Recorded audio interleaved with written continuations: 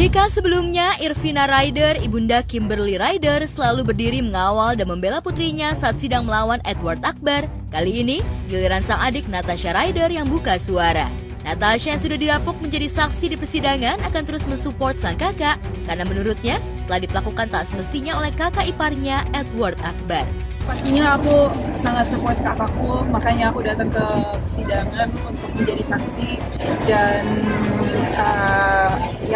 aku doain aja, semoga semua orang juga doain juga buat Kimberly dan anak-anaknya, semoga everything goes well.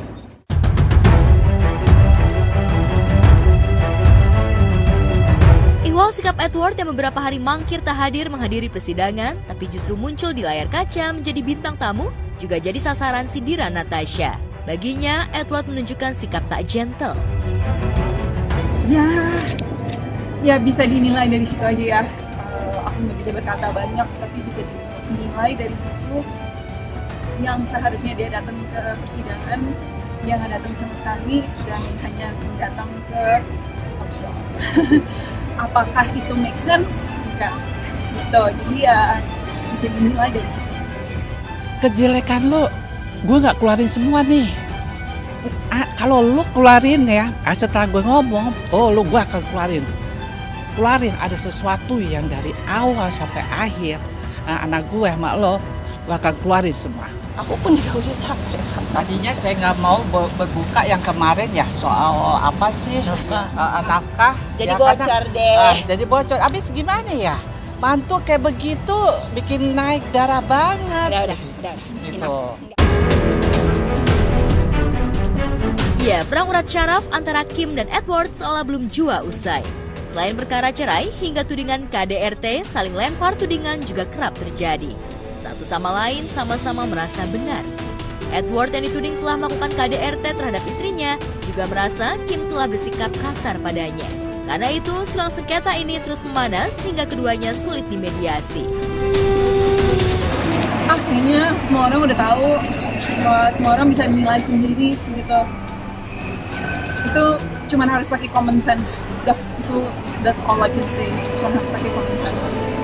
Gue udah bilang, yang kemarin gue udah pernah cerita di yang awal kan, Edward, tolong jaga anak gue baik-baik, jangan diapa-apakan, oke? Tapi yang didengar oleh Edward saat itu adalah jangan pernah selingkuh, dan makanya dari situ dia sangat membanggakan dirinya, dia tidak pernah selingkuh. Taunya setelah menikah ada sesuatu kejelekan dari dia. Saksi ketiga itu menjelaskan tentang yang terakhir di rumahku yang di Bali itu, yang soal penyekapan segala macam itu seperti apa, ya itu. Pastinya kita kesel, tapi ya mau gimana? Apa susahnya sih datang ke persidangan gitu? If you're saying what you're saying is true, kenapa nggak datang ke persidangan?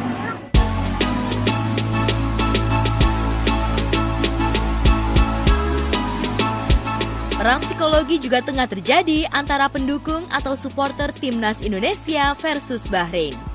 Cywar antara supporter Bahrain dan Indonesia itu makin memuncak setelah kekecewaan pendukung tim Garuda atas kepemimpinan Ahmed Alkaf. Aksi saling sindir antara influencer Bahrain dan Indonesia pun sempat memanas usai Indonesia dikalahkan oleh Cina.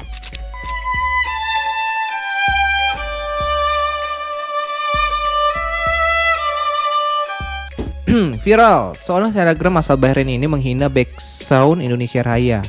Tunjukkan kekuatan kalian, wahai netizen Indonesia. Emang kenapa nih orang? 90 tambah 6 sama dengan 20. Yo.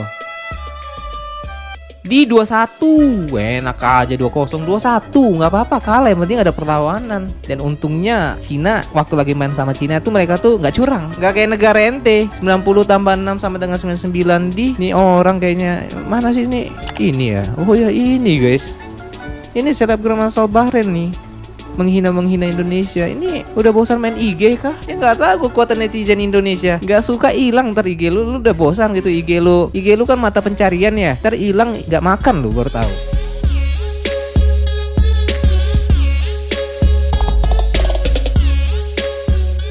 Belakangan beredar jika Federasi Sepak Bola Bahrain meminta pihak AFC untuk memindahkan laga kedua Indonesia versus Bahrain agar dihelat di luar Indonesia. Padahal di leg kedua sudah jatah Indonesia selaku tuan rumah bermain di Indonesia. Anehnya, jika permintaan mereka tak digubris, pihak Bahrain kabarnya disebut-sebut mengancam tidak akan bermain. Tapi warganet justru santai merespon ancaman itu. Apalagi jika tim Bahrain tak mau datang, itu artinya mereka menyerah dan Indonesia jelas akan diuntungkan. Lantas, bagaimana reaksi selebriti atas aksi Federasi Sepak Bola Bahrain ini? Kemarin tuh berkaca-kaca gitu, ya Allah sakitnya gitu ya. Karena ketika kita berharap merah putih tiba-tiba kemungkinan bisa masuk Piala Dunia, kita dikecewakan sama wasit. Ya kalau saya sih tetap pengen ada kita komplain lah ke sana. Akun Bahrain hilang. Ya, AFC keserang. Kemudian juga wasit take down. betul. Sampai akhirnya kabar terakhir katanya masyarakat Bahrain minta perlindungan cyber attack yang mereka alami dari apa yang terjadi gara-gara kepemimpinan wasit ini. Gue nggak tahu nih positif negatif, tapi maksud gue paling tidak kalau kita akhirnya ada yang bilang kan kita termasuk lah, misalnya Justin ngomong ya kita harus lobby AFC segala macam. Yeah. Kita harus ini. Bagi gue susah juga. terlalu susah. Lobby AFC. Tapi dengan netizen kita dan akhirnya ini berita ini sangat Heboh, luas dan semua orang bola di dunia melihat ini, bagi Cina gua deg-degan. itu lebih pressure. Betul. Karena gua nih kalau gua mau Kalau isengin gua mereka, ini orang-orang Indonesia ini kalau nyerang begini gitu. Yang paling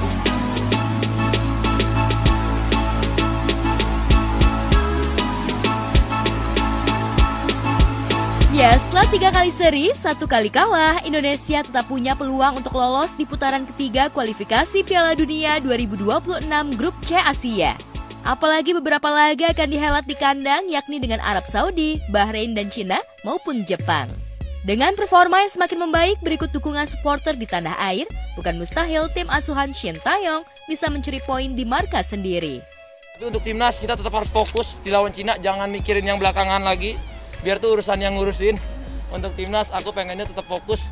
Aku yakin lawan Cina kita bisa dapat 3 poin dan kita bisa masuk ke peringkat atas untuk ke Piala Dunia. Saya text message satu-satu semua pemain bahwa yang sudah lewat kita ke depan, kita punya mimpi besar 15 poin. Hari ini baru 3 poin, 3 pertandingan. Kalau lawan China dapat 3 poin berarti 6 poin. 6 poin dibagi 4 pertandingan 1,5 poin.